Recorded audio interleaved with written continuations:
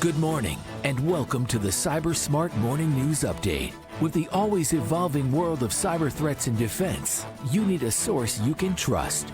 FBI retired Special Agent Darren Mott guides you through today's intricate cyber landscape and brings you the latest headlines and insights and what it means to you. Let's dive into today's cyber news.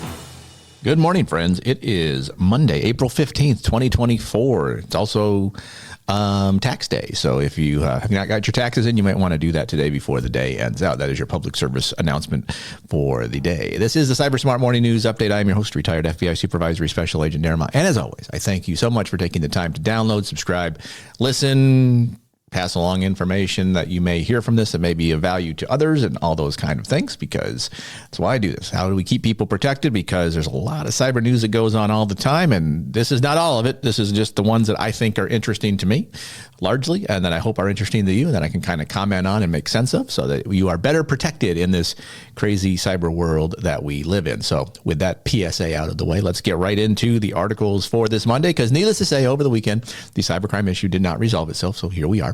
From the Register, Dan Robinson reporting, Microsoft breach allowed Russian spies to steal emails from the U.S. government. Now, the first point of this should be no duh, but okay.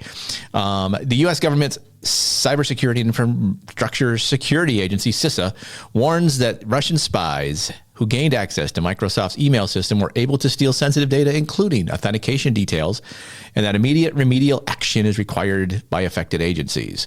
Why it took them this long to say that, I don't know, but okay. In this emergency directive dated April 2nd, but only just disclosed, CISA warned that state-sponsored operatives had managed to exfiltrate email correspondence between federal civilian executive branch agencies and Microsoft itself following the breach of the Redmond's internal systems reported last month. The culprits, known as Midnight Blizzard, but also known as Cozy Bear, who we may remember from the 2016 election, were able to glean information that was shared between customers and Microsoft by email, including authentication details. According to CISA, these are now being used to attempt to gain access to other systems, including those of Microsoft customers. No kidding.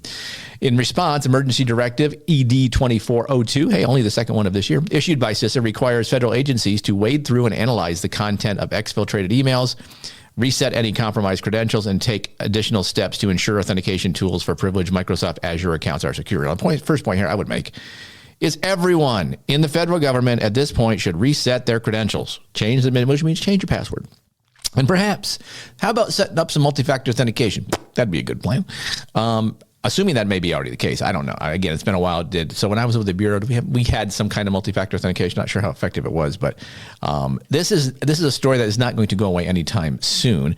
And it should not be a big surprise to the government that nation-state actors are looking for your information. It should not be a surprise to Microsoft that they would be looking for this information. And the fact that Microsoft was unable to stop this really creates an issue in the sense of where are we at with cybersecurity in this world. I mean, it's still the responsibility of the corporation owning the data to protect it in a way that does not cause issues for the victims who are ultimately have their data stolen. But here we are. I mean, not a surprise. There's going to be a couple more articles even today we'll talk about that are similar to this. But, how do you, if you have Microsoft account, change your Microsoft password just from a safety perspective, even if you're not even included in this. How do you know? Because they could come back in a month and say, oh, hey, by the way, if you're a Microsoft user in general, all your data was stolen too. So I assume it is and change it now. More from CISADarkReading.com. Jai Vijayan reporting, CISA's malware analysis platform could foster better threat intelligence. Now, I picked this one out because I hope this is the case, but let's see more about it. Now, just how the government differentiates its platform from similar private sector options remain to be seen, and that might be the key point of this whole article. CISA has given organizations a new resource for analyzing suspicious and potentially malicious files, URLs, and IP addresses by making its malware next-gen analysis platform available to everyone earlier this week. The question now is how organizations and security researchers will use the platform and what kind of new threat intelligence it will enable beyond what is available via VirusTotal and other malware analysis services. So these services like VirusTotal, let's say you get a phishing email and it asks you to click a link. You can copy the link without clicking it, copy it, put it into VirusTotal, and it'll tell you if it's malicious. It'll give you information on it. I assume this is what CISA's tool is doing as well. Do we need another one? Well, if it's easier to access, if it's more not known, right, then maybe great. Maybe my opinion on all this is the more threat intelligence capabilities you have, the better. That just makes cyber leaders better cyber leaders because they have the ability to do intelligence collection and understand the threats targeting you so you can assess your risk. More from the article. The Malware NextGen platform uses dynamic and static analysis tools to analyze submitted samples and determine if they are malicious. It gives organizations a way to obtain timely and actionable information on new malware samples, such as the functionality and actions a string of code can execute on a victim system, CISA said. Such intelligence can be crucial to enterprise security teams for threat hunting and incident response purposes. So yeah, it has all that stuff, and that would be great. I hope it works. It does say they rolled out the platform last October, have 400 registered users from various U.S., state, federal, local, tribal, territorial government agencies have submitted samples for analysis to Malware NextGen. Of the more than 1,600 files that users have submitted so far, CISA identified about 200 as suspicious files or URLs. Now, a couple questions here. Are they relying on limited data from limited resources? That's a problem. They should get it from wherever they can. They should work with other entities like VirusTotal to share that information. The problem is VirusTotal is in business to make money. So this is obviously a free service, which you should utilize. Doesn't sound like it's very far along. So how great it is, don't know. It can only get better. Let's be honest. It can only get better. So hopefully it does. This will be bearing watching to see, is it effective? Is it managed correctly? Does it give out good information? Are people protected from it? So we'll see. From the good news file, darkreading.com, this is the staff reporting. Zambia busts 77 people in China-backed cybercrime operation. So yay for them. Phony call center company conducted online fraud and other internet scams. Law enforcement in Zambia this week raided a Chinese company that hired unsuspecting young Zambian citizens purportedly for positions at a call center that instead was a front for cybercrime and money laundering. The so-called Golden Top Support Services company directed the employees with engaging in deceptive conversations with unsuspecting mobile users across various platforms such as WhatsApp, Telegram, chat rooms, and others using scripted dialogue. Sounds like cryptocurrency theft, like a pig butchering. What else did it say here? It says that a recent rise in bank fraud in Zambia raised alarms and led authorities there to investigate and ultimately raid the company. Banda said the illicit operations extended beyond Zambia's borders, including victims in Singapore, Peru, the United Arab Emirates, and other parts of Africa. So this is a regionalized scam. Authorities found some 13,000 SIM cards, 11 SIM boxes for disguising the caller's location, and firearms, and 22 Chinese citizens were arrested. Banda said Zambian workers were charged and released in order to cooperate in the investigation. So, good for that. I hope it leads to more like this. Now, I hope that Zambia, maybe they're a little rougher on their people when they arrest them who are doing bad things, and I would not hate to see bad things happen to these bad people, but we'll see. Hopefully this again gets more news and has more success with things like this down the line. More from the good news file. This is bleepingcomputer.com. Sergey Gatlin reporting. Ex-Amazon engineer gets 3 years for hacking crypto exchanges. Former Amazon security engineer Shakib Ahmed was sentenced to 3 years in prison for hacking 2 cryptocurrency exchanges in July 2022 and stealing over $12 million. Now, let me say this before I even go any further into this particular article. He stole $12 million. He's getting 3 years in prison. If you go into a bank with a gun and you steal $600 from a bank, you're going to do 20 years in prison. This is where our laws kind of suck because they do not take into account the laws. Now you can say, well, like he just stole cryptocurrency. No one was really victims. Yeah, people had $12 million in crypto exchanges. They had it stolen. They were victims. So again, the laws, this is why there's so much cybercrime issues because the risk is low, the reward is high. More from the article. Ahmad was also sentenced to 3 years of supervised release in order to forfeit $12.3 million and pay restitution to the 2 hacked companies. Mm-hmm. The breached entities are Nirvana Finance, a decentralized crypto exchange, and an unnamed exchange on the Solana blockchain platform that Ahmed hacked using his smart contract reverse engineer and blockchain and audit skills. So again, good. Someone got arrested. Someone's going down. And there's information on this on how they found him, how they arrested him. If you want to read it, I don't need to get into details on that. But again, good news here and there is always good. Again, more good news. Also from Bleeping Computer, Bill Tolis reporting this one. Firebird rat creator and seller arrested in the U.S. and Australia. Oh, creator and seller. So the creator in U.S. and the seller in Australia. Okay. A joint police operation between the Australian Federal Police and the FBI has led to the arrest and charging of 2 individuals who are believed to be behind the development and distribution of the CyBUr remote access Trojan, later rebranded as Hive.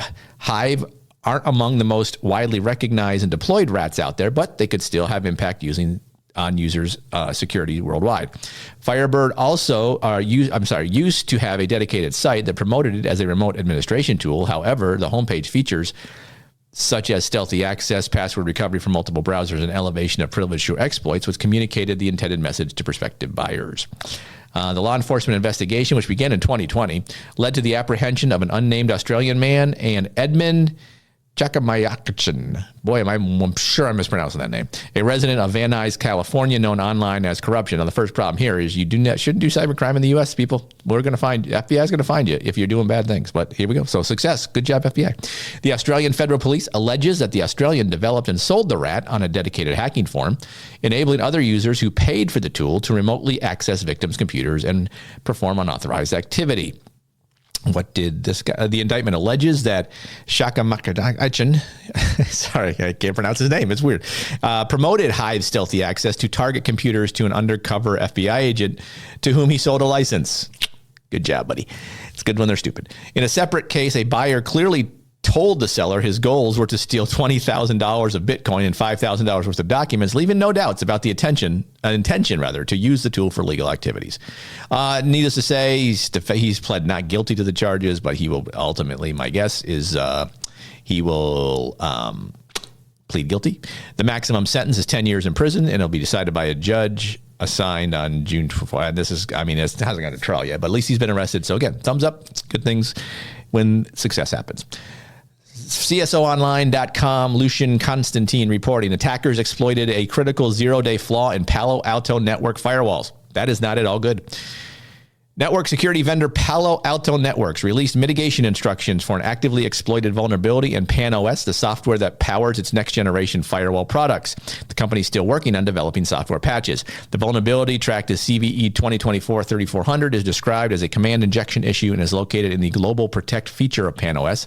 Successful exploitation allows unauthenticated attackers to execute arbitrary code with root privileges on the system. That is the crown jewel for any hacker. It has a maximum score rating of 10 within the common vulnerability scoring system, meaning it's very, very, very bad. This issue is applicable only to PAN-OS 10.2, 11.0, and 11.1 firewalls, with the configurations for both Global Protect Gateway and device telemetry enabled. So you can mitigating it. The company plans to release hot fixes to address the flaw on April 14th, which was yesterday. These patches are numbered such and such. So if you have a Palo Alto firewall, update that sucker. Even if you're not included in the group, update it anyway, because chances are they're going to find other stuff going on down the line. It does say limited active exploitation of the vulnerability in PAN-OS. Palo Alto said it's aware of a limited number of attacks that are exploiting the flaw. This is what anyone would say, that is limited indication, but we will see more as we go forward. And again, they're a cybersecurity company, should know better, should know how to do these things, but there's often a rush to put the hardware out with bad software, and that is always going to be an issue. Not to say that they knew the software was bad, or even that if they did software checks, the independent companies that did that were able to find it. But bad guys are always going to find those 0 days, and they're going to do bad stuff with it. Lastly, from Info Security Magazine, this is Kevin Poriult reporting, CISA urges immediate credential reset after the CySense breach. CISA has disclosed a breach affecting business analytics provider CySense, and urges customers to reset their credentials. Why they should have to say that, I don't know. It's for any data breach. If you have an account, you should always reset your credentials. But I will say, for CISA, they have much better public relations and media outreach than the Bureau and all that other stuff. So you always hear about CISA, but I mean, that's a different topic for a different podcast. It does say the agency is collaborating with private industry partners to respond to a recent compromise discovered by independent security researchers impacting CySense, a company that provides data analytical services. So, talked about this last week. CySense is not publicly confirmed or addressed the breach, but we obviously, here we are. There's more to this article if you want to look at it, but if you're a CySense user, reset your credentials as always. That's going to do it for today. Thanks so much for taking the time to listen. If you have questions, thoughts, or comments, email me, Darren at the cyburguy.com, or you can also find me on LinkedIn, Substack, all of that kind of stuff.